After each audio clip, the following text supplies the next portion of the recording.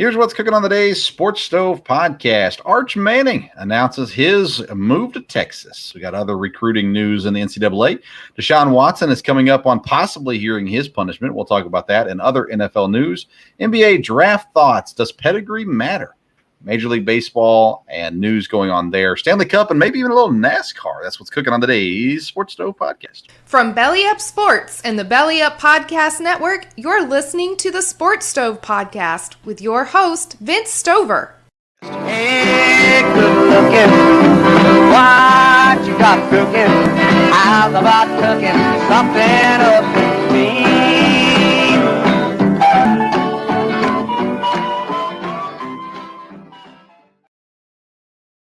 Welcome into an all-new edition of the Sports Stove podcast. We are live on YouTube and Facebook.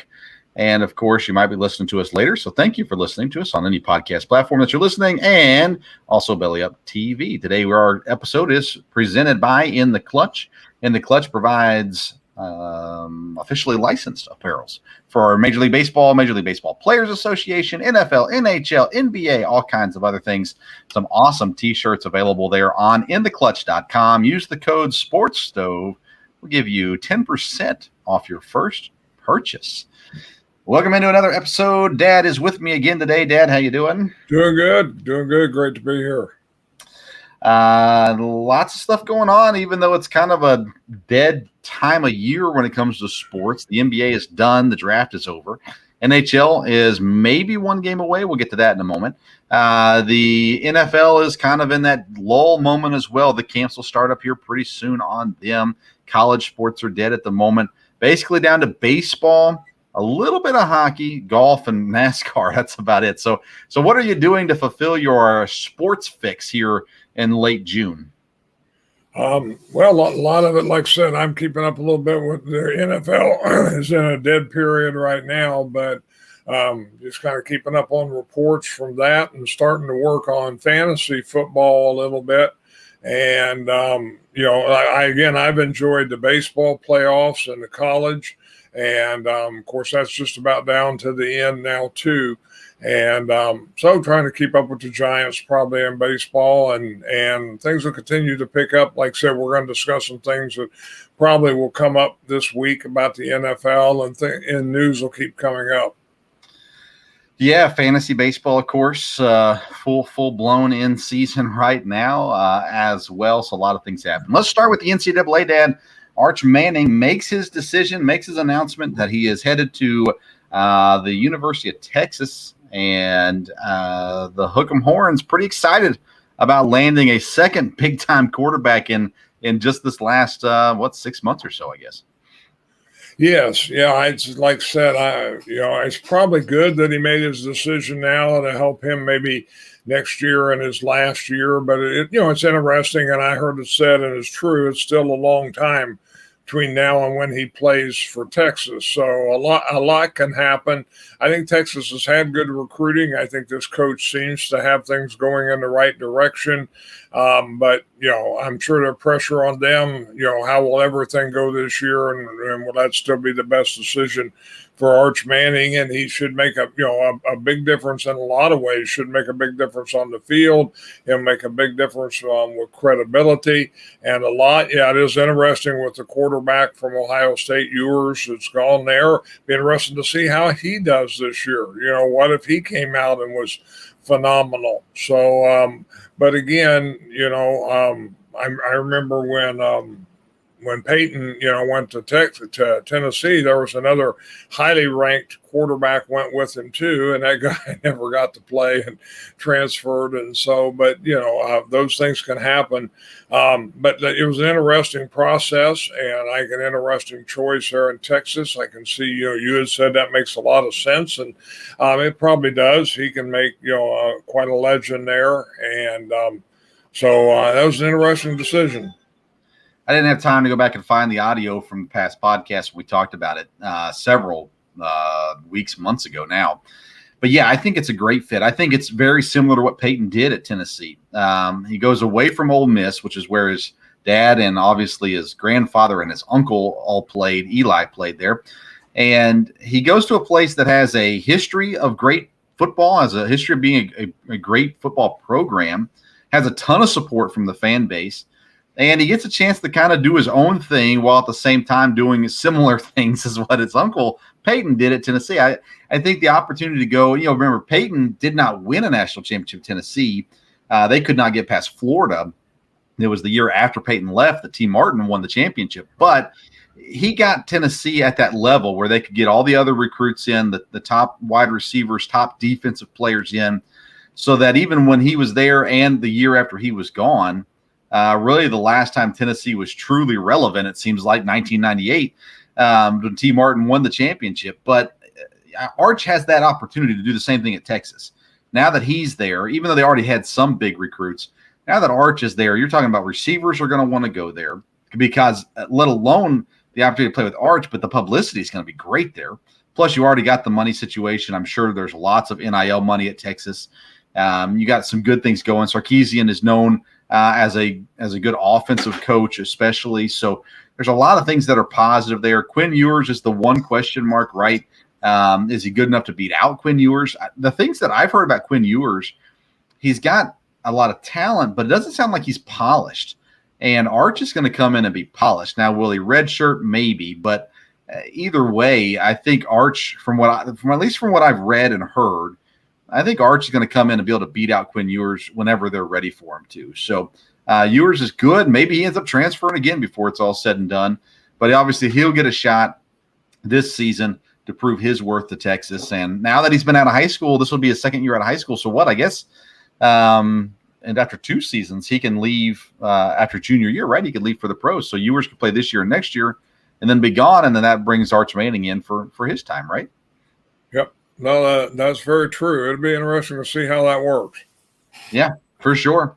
Other recruiting news in basketball, Kentucky gets a huge commit, 6'1" guard that comes in. Arkansas gets a 4-star kid. That's a pretty good recruit as well, committed. But, Dad, I'd be remiss if I did not bring up Eastern Kentucky University, the school that I cover. They've got a top 60 class right now in basketball for this coming season. They are higher ranked recruiting class than Gonzaga and Arizona. 3 different SEC teams are below them as well.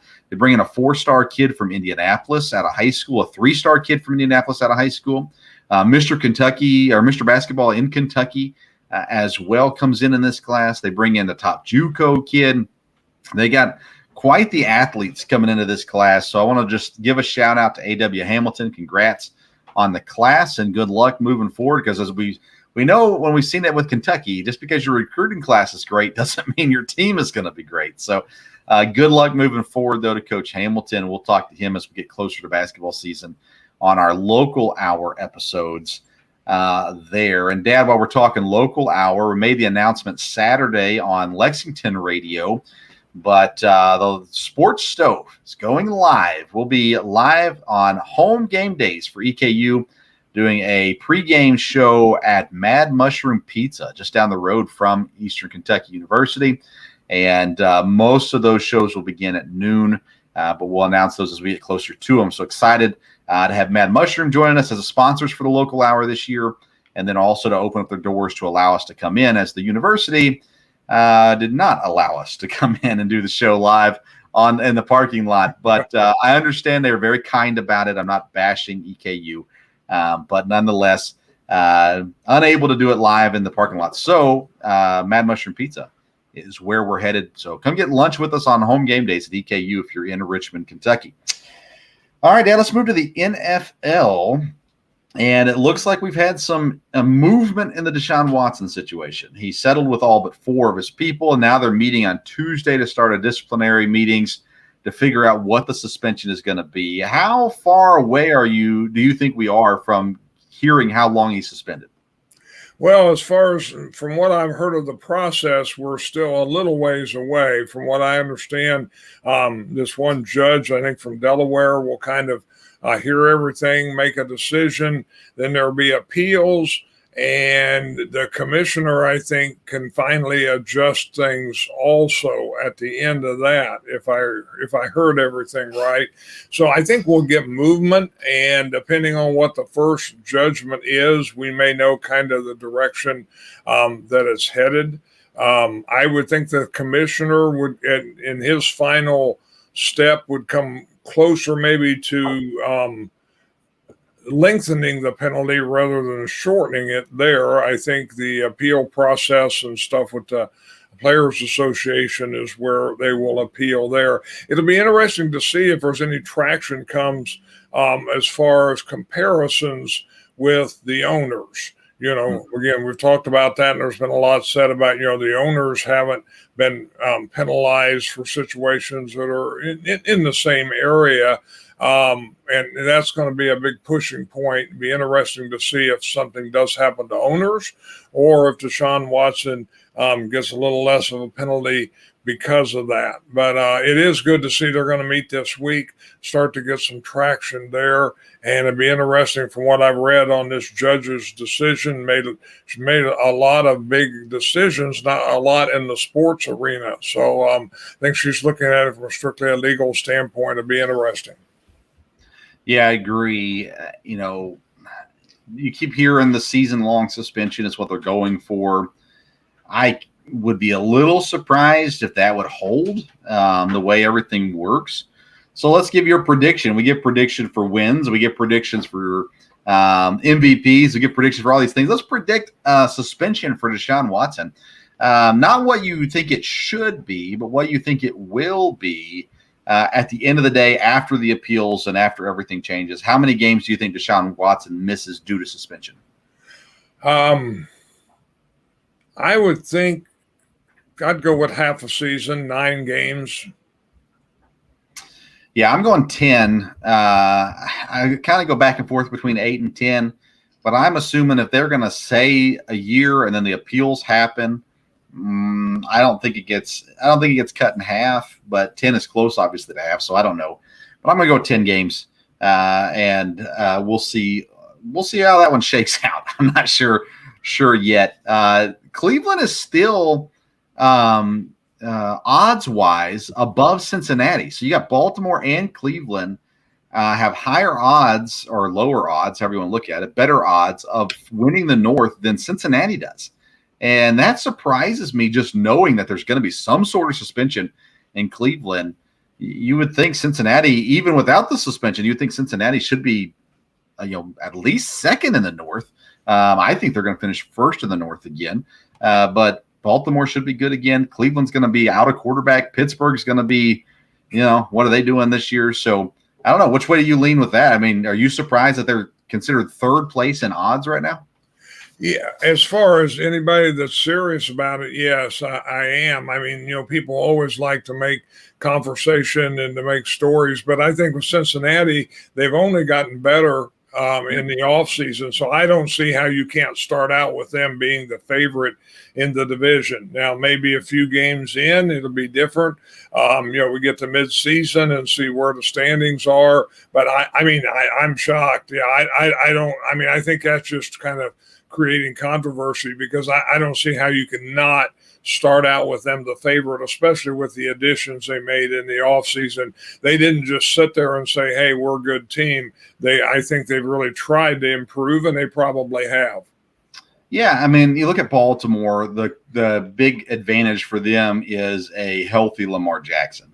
But remember, they also traded away Hollywood Brown this year, so they may have gotten worse to some degree. We'll see about that. I was looking at my keepers for our keeper league in fantasy football, and Mark Andrews is one of my tight ends. I got him and Darren Waller, and trying to decide which one I wanted to keep. And originally I almost switched to Waller, but I thought, you know what? Who else is Lamar Jackson going to throw it to? It's going to be Mark Andrews. It's going to be Rashad Bateman, and that's who he's got. So I think Cincinnati finishes first in the division. I think Baltimore's better than last year. And I don't know that Cleveland can survive not having a superstar quarterback that they're probably not going to have for several weeks at the very least. Speaking of discipline, Daniel Snyder and the whole situation with the Washington Commanders, there's been a lot of talk about what should be done and what's the right thing to do and those sorts of things there. Is Daniel Snyder, should he be allowed to still own his football team? No, I don't think so. I think with the problems it caused. Now, again, the NFL, there's a lot of history there. And I think with the owners, I would assume there's concern, that if we start searching into everybody here and everything that's happened, maybe there's something there. It'd be interesting to see, because I would think they would get enough owners to vote him out, because I think the general consensus would be he should be out. And I think public opinion, that would rank high.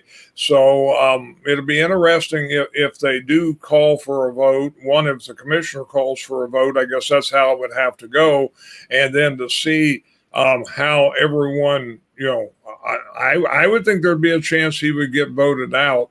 And I think with the problems there, I think it'd be much better for the football team to get this behind them. I think they have potential to have a good season, and this is just really going to hang all year if depending if something definitive is not decided. The Denver Broncos recently sold for $4.2 billion. So if you're going to discipline Daniel Snyder and say you have to sell the team, he's going to make at least $4.2 billion. You would assume it would be in that range, possibly more. So not much of a punishment other than you don't get to be involved with the NFL anymore for Daniel Snyder, if that happens to be the case as well. We'll continue to see what goes on there with him. Sad news this past week, the announcement that Tony Siragusa passed away. Remember him as a defensive tackle in the league, also maybe even more so in my lifetime as a commentator, kind of adding to the broadcast there in Fox. He's I think it was Fox, maybe it was CBS. Now that I say it, I'm afraid I said it wrong. But Tony Siragusa, he was a character. He was a fun guy to have on the television. He was a great football player as well. One of the big guys in the NFL, fill in the middle. There as well, but sad to hear of his passing. And I heard someone talking this week about how the fact that he kind of changed a little bit of way games were broadcasted, having Goose down there, and kind of just a different kind of personality on the sideline versus the traditional, female or other sideline reporter, things like that. Kind of changed, at least opened the door maybe for some other people as well. But any thoughts on Tony Siragusa? Well, yeah, he was a great nose tackle. And when you talk about, people that had an impact at nose tackle, I think his name, always come up as I've heard, about him and stories too. I think, he was a great personality. Seemed like he was, great in the locker room. People loved him. And I think you're right. To me, one of the highlights was him on the broadcast. And I think it was a matter of the network using, his personality. When you talk about sideline reporters, they're going to ask questions. Do you really get any information that's really earth-shaking or whatever? Well, having Goose down in the end zone in Lambeau Field and telling you about the temperature and having his fuzzy hat on and everything, the fans were right there behind him, and they were always involved in everything at every stadium he was at. He definitely added, with the idea of adding personality, I think a lot like John Madden did, only of course Madden was a greater extent, but adding personalities, to broadcast in football, which I think people, I think we watch the game to see the game, see who's going to win, see if our team's going to win. But as far as enjoying it, if you've got an announcer or somebody on the sidelines or somebody in the studio that's a real, entertainer, then that adds to it. And Siragusa was that. One of the things that was brought up when talking about his personality was Rob Gronkowski. And is there a chance that CBS goes out and gets Rob Gronkowski to be the sideline reporter for Tom Brady, as Tom Brady's calling games sometime in the next 20 years? We don't know when Brady's going to retire and go to the TV booth, but is there a chance that we see Tom Brady move not on just to the booth, but it's not CBS. Where's he going? It was CBS. Now that I say it again, I feel like it's wrong. No, Romo's at CBS, so it'd be Fox. Fox, yeah. Is there a chance that Gronkowski gets hired by Fox to do the sideline with Tom Brady up in the booth? I mean, I think there'll be interest in trying to combine them together, but Gronkowski's going to start this year. It'll be interesting to see how they use Gronkowski because he is quite the personality. He's already on all kinds of commercials. I don't think it would be the same thing like Tony Siragusa was. I think in some ways Gronkowski's much more outgoing or has more potential as far as in front of the camera is concerned. So it'll be interesting to see, if someone does hire him right away. He could maybe not do football this year and then be waiting on Tom Brady, and there could be some kind of combination there, even though they probably wouldn't be in the booth together. It'd be interesting. Gronkowski, is very well known now outside of football circles, I think, with the commercials and things like that. And it's going to be interesting to see as they start to hire these players. It's been interesting to me as I've listened to talk show people. One of them especially is very quick to try to discredit any player from having the ability to be a broadcaster. It's just not that easy, in the same way with a coach. It really takes a lot of work. You've got to be dedicated, to everything. You've got to be dedicated to your career to do this. And and they always end up by saying, now, hey, he may be great. That will be fine. But, I think Gronkowski is a gold mine for somebody to work with because, as long as he stays out of trouble, which I would think he is, he's fun-loving. And so I think they'll incorporate that some way there. And whether it's, studio, whether it's at a stadium, maybe somebody would invent kind of a new spot. Like you said, Siragusa, that was something new. Nobody'd really done that. He wasn't a sideline reporter. Maybe something new will come up. All the networks are doing that. They're working at it, just like Peyton and Eli. That was brand new, the idea of the Manning cast. So I would think Gronkowski, and of course he's good friends with Peyton and that. He was very successful on the Manning cast from what I understand. So it'll be interesting to see how they use him. Yeah, let's see who he gets if he gets picked up by anybody. Of course, he has other options. He can do other entertainment things on television. Doesn't even have to do football stuff if he doesn't want to. It just makes sense, I think, with the way that he gets along with Brady. For them to be on the same broadcast would make sense because then they could travel together. They could, all that kind of stuff. And it would be interesting to see at the very least as well. You talk about people saying it's so hard. To me, it's yes, you got to put in the work. Yes, you'll get shown if you're not putting in the work, but it's all about personality. If you got the personality for it, you'll be fine. You can make it. And if you don't have the personality for it, then you won't make it, even if you're good at it. You got to have personality. That's what people care about more than anything at this moment, I think, as well. So we'll see how all that shakes out as well. All right. Any other NFL topics you want to hit before we move on? No, when we did talk about the Ravens, one thing I was thinking of, though, to keep in mind is as far as them improving would be J.K. Dobbins. Supposedly he's supposed to return, and that would make a big difference. Boy, going into last year thinking they were going to have him, they really used him as a weapon the last year they had him. And if he would come back in full health, and I've read where they hope to get him back by training camp, that would make and you talk about another weapon, for Lamar Jackson. Dobbins would really add something there. I still think Cincinnati's the team to beat, but Dobbins coming back would be pretty big, I think. Yeah, it's true. It's a good point. I forgot about Dobbins' injury. Yeah, him coming back would definitely help Baltimore. Lamar Jackson being healthy obviously helps Baltimore, but I still am not sure if they've got what it takes to overtake Cincinnati in that division. All right, we're going to take a quick break, and when we come back, we're going to talk NBA draft thoughts right after these short messages.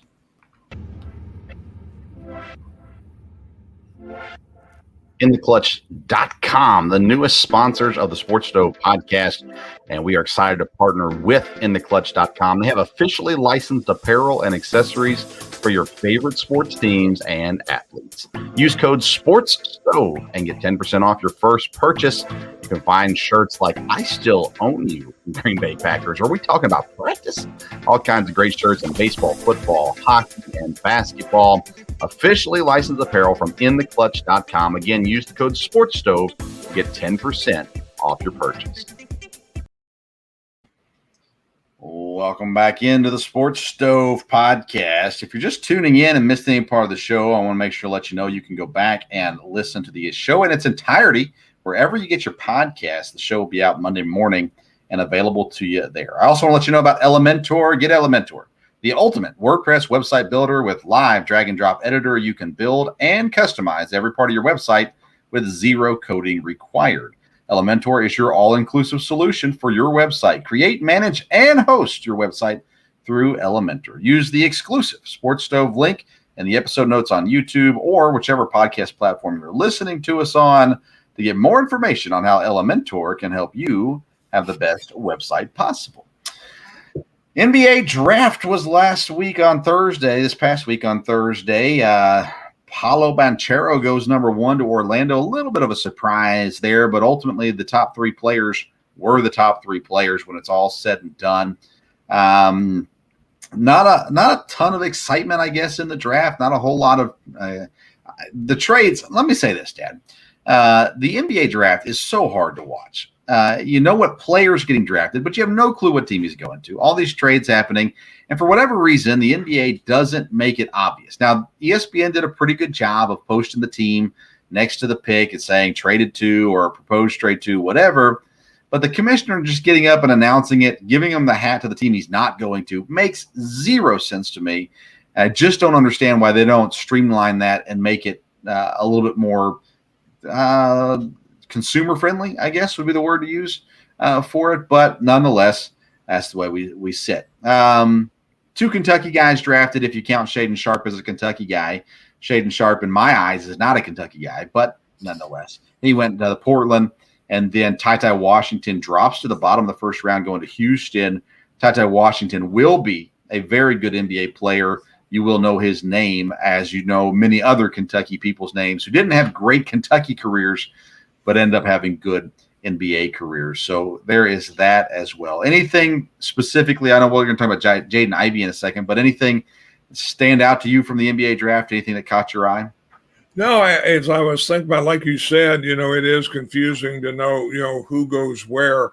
To me, and I don't know if you'd agree with this or not, but one thing is the NBA draft, to me, kind of how it goes and how these guys do in the first year probably affects, college basketball. In other words, are guys successful to go to college, just be there 1 year, and, can they be the superstar they want to be? Now that you have some players that are staying for a few years, how much do you think the draft is still shaping how college basketball works? Or is it just kind of a done deal now with one? Because one and done was a big thing a few years ago, but now there are a few more people staying. And, how do you think the draft is still shaping how college basketball recruiting is going to go? I don't think so. I mean, I think it's just is what it has been. You got the G League now, so that opens the door for guys who don't want to go to college or can't because of grades go to college. They get some money early on, whatever from there. I think generally speaking, it's, who's going to get drafted going into the year. You get the one and done guys that are not going to stick around. But you've had some that have learned, it's better for me. And now, honestly, Dad, what's driving it's the NIL stuff, not the draft. Oscar Tshiebwe, player of the year, he didn't go to the draft because he's going to make more money at Kentucky this year than he was going to make going into the NBA getting drafted in the second round. So he sticks around for $4 million here at minimum here in Lexington, while he could have went to the NBA, got drafted late second round, and made a couple $100,000, whatever it was going to be. So I think NIL is going to shape it a lot more, and might actually help keep kids in college. You're maybe slightly above average players. Your great players are gone as soon as they can be gone. But your other guys that are not guaranteed first-round picks, they're going to be more apt to stick around for a while. But there were several guys that came back last year and entered the draft this year, ended up going second round or ended up not even getting drafted. But it was still their time to leave college. It's kind of the way it's viewed. You can't stick around for 4 years, so you got to leave early nonetheless. So I don't think the draft is shaping much of anything more so than the money is that you can make now in college versus what you could have made in the past. So now it opens the door to stick around a little longer in college versus go to the NBA, which might be a positive of the NIL. That, I've not been super positive on NIL other than the players getting paid. I don't think it helps the sport a whole lot, but maybe in this area it does help college basketball. Yes, and I think part of staying in college is probably not so much their basketball ability, maybe as their maturity. Being able to stay for 2 years or more may help them mature, rather than being launched out in the pro sector, awfully young and with an awful lot of money. Even though they're making money in college, I think as far as their the control of them is probably a little greater when they're in college than it would be on the pro level. So, we'll just see how that ends up. At Kentucky, they've done a good job with teaching the guys those things. So I don't know what classes they go to, but I know that they get training on finances, and I'm assuming they're getting credit for this. But they've got people who are teaching them, hey, when you come into millions of dollars, here's what you got to watch out for. And so Kentucky's done a great job at that. I don't know. I would assume Duke, Kansas, Carolina, those kinds of schools are doing similar stuff, but I only hear about it because I'm here in Lexington. So Coach Cal, he's a horrible basketball coach. He's a great recruiter, and he does a great job with the kids, preparing them for that next level. So when it comes down to it, I would assume the big schools are all doing this kind of stuff, but I know for sure Kentucky has done a phenomenal job of getting these guys ready for what comes next. When it all comes down to it and everything there. Jaden Ivey goes number 5 to Detroit. Really cool story at his introductory press conference. They handed him jerseys from his grandfather, his mother, and his father. His mother played WNBA ball in Detroit. His grandfather played for the Lions. And his dad, I believe it was a high school jersey they gave him. So I guess his dad's from Detroit as well. But really cool story. Jaden Ivey's there in Detroit. Detroit, not a good team, but they've made some good draft moves here recently, and maybe they'll turn things around here pretty quickly as well there. That's going to be interesting, I think, to see which of these bad teams gets turned around quickly, if any, as well. Then the other thing that happened over the weekend that's of note is the Charlotte Hornets. They were without a coach. They're wanting Kenny Atkinson, who's decided to stay in Golden State as an assistant. There was rumor that Mike D'Antoni was going to be the guy. Well, they announced this week that they are bringing back for a second time Steve Clifford. Steve Clifford was their head coach and was left in 2018 for Orlando. And now they bring him back. How often do we see a guy? I remember there was the Paul Silas, I think, did this, but I could be wrong. It may have been different teams. But I was thinking Paul Silas returned to a team that he'd coached in the past. Now Steve Clifford does it. How is that going to work? Is that all they could come up with? I mean, I know you don't know much about Steve Clifford probably, but an interesting move to say the least by the Hornets. Yes, it is. And I think, I've heard talk about, and maybe we even talked about it too, Michael Jordan, by far the greatest player, I think, of all time. But, is this really working well for him to run the team? Now, he has a good relationship with Clifford, and I read where they've got a lot of young players, and this is a guy that will really fit well.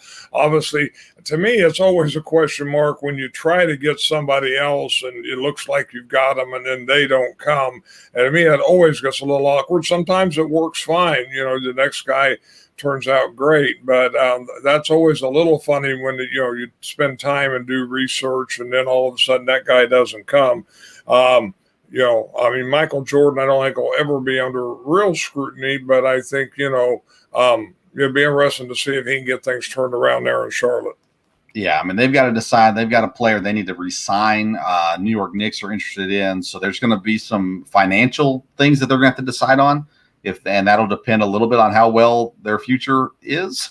But I think Clifford's a decent coach, and he's a better coach than me. So, that being said, it's just an odd move, it seems like, going back to the well, so to say, for Steve Clifford there. Does pedigree matter? The Los Angeles Lakers, they go out and draft Christie, whose dad played for Sacramento. Then they sign Pippen and O'Neal, so Scottie Pippen Jr. and Sharif O'Neal, to the team. So that's three guys whose dads played in the NBA. It's funny. I was watching a baseball game yesterday, Toronto, Milwaukee, and you see all these guys from Toronto whose dads played in the league, and Biggio and Guerrero and Bichette. And so you're sitting there going, hey, they've made it. Well, now you got guys in the NBA. Scottie Pippen's son, did decent in college, pretty decent, but not good enough to get drafted. Sharif O'Neal transferred and, ended up now here. Christie, I like Christie, by the way. On my NBA preview, I mentioned Christie as a guy who would be underdrafted, that people will go back and regret not picking him earlier. I still stick to that. So does pedigree matter? Is this a good move for Los Angeles to go out and get these guys whose dads all had really good NBA careers?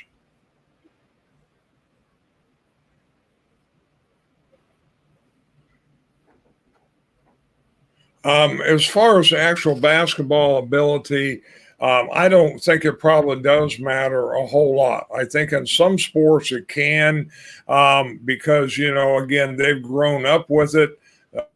They know the situation. But again, basketball, I think it's more on their ability. I don't know that this means they will be great players. They may be.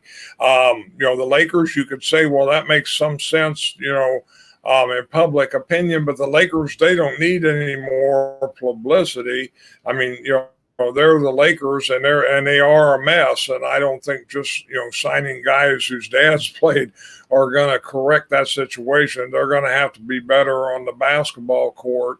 And as far, like I said, in some sports, I think maybe it could affect a little bit because of their dad's influence, knowing how to be a pro, knowing how to do things. But I don't know that it makes as much difference in the NBA.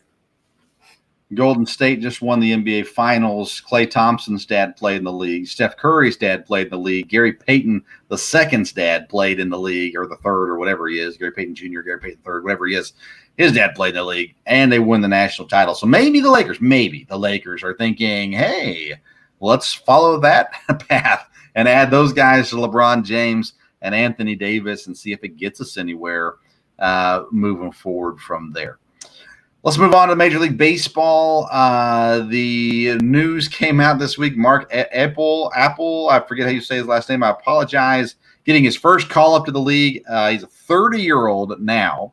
He was the number one overall pick in 2013 by the Astros. He was an All-American at Stanford. He got traded to the Phillies in 2015 and announced in 2018 that he wasn't going to play baseball anymore. Then 2021 decided to come back, and now he gets the call up and the opportunity to go play baseball. He's ecstatic about the opportunity. Just kind of a neat story in the middle of the Major League Baseball season when there's a lot of injuries and things going on, for this opportunity, especially when you probably thought it was over. And Dan, you knew a guy, and I met him as well, that played in the minors for many, many years. And I think he got called up maybe once or twice, but he had injury issues, and it kind of never just really worked out for him to have a legit opportunity in the majors. So you kind of have talked with him in the past to kind of know the frustration that lies with trying to make it to that next level in baseball.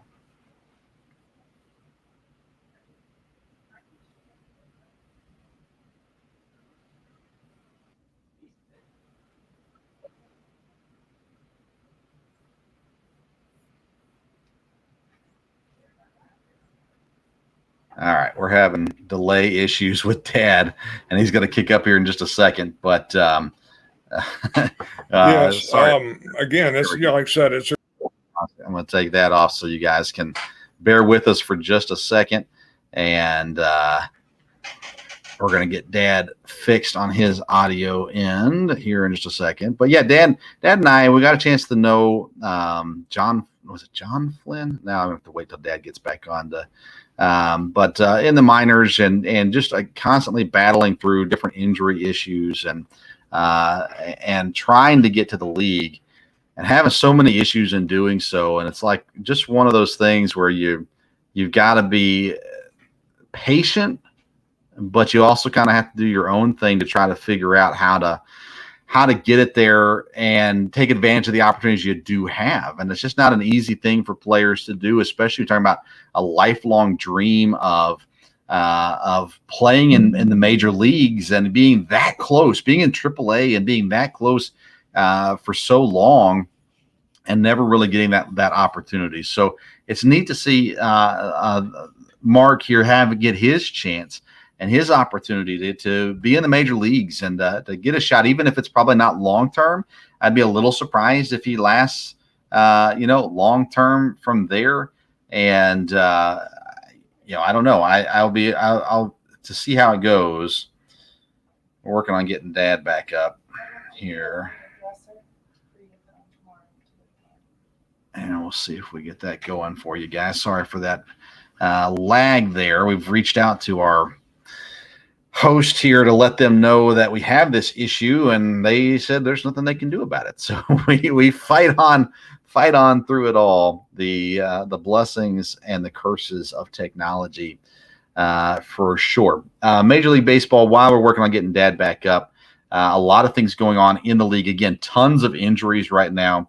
A lot of stuff happening where pitchers are out for long periods of time.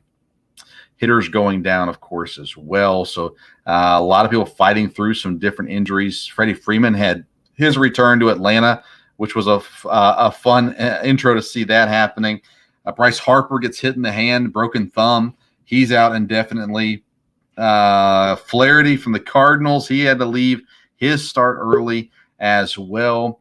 And Wander Franco finally makes his return after missing 23 games on the injured list as well. I think we got Dad back with us. Let's bring him back in.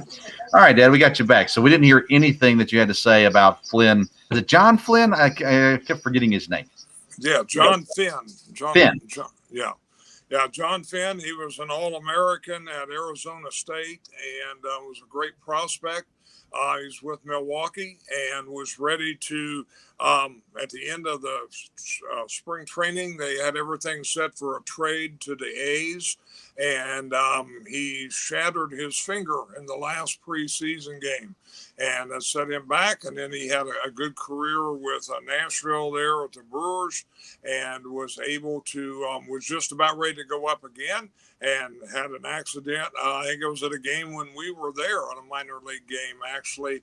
And he's a little older then, so it was near the end of his career. So, it's, and I've been around a little bit with athletes in different sports. And, it's amazing that people with great talent that, just slip through the cracks, don't make it for a lot of different reasons. So, it's great when a minor league ball player can stay with it and be able to get the opportunity. Yeah, we had a guy on one of our early episodes of the SportsStove podcast. We had a guy, Kelby Tomlinson, on who played in the majors for San Francisco and was kind of in and out of the majors a little bit. He was kind of the utility guy for San Francisco for a year. I was with the Rockies, a couple different organizations, and a great conversation with him to kind of hear some of those stories about coming up and different things like that as well. But it's definitely hard. Let's talk Cleveland Guardians. Going into the season, I didn't think we'd be talking a whole lot about the Cleveland Guardians, but Dad, they have fought their way to the top of the AL Central. They were tied at one point with Minnesota. They are back behind Minnesota now, but they're right there at the top of the AL Central, and they just kind of keep on fighting. Are the Guardians for real? Are they going to legit be a threat in the AL Central, or are they going to maybe come back down to earth? I think they'll be a threat all year long. It looks like it. They have a good team. They have some good players, some star players, and I think I wouldn't see why they couldn't battle with Minnesota. And again, the White Sox may get back in this too, but I would think it looks like Cleveland Guardians could stay right in the hunt all year.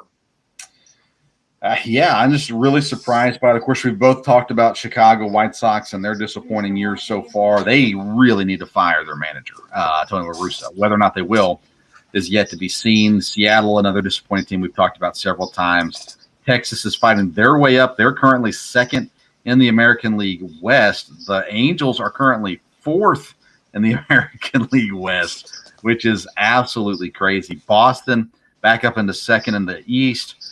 Toronto third, and Tampa fourth.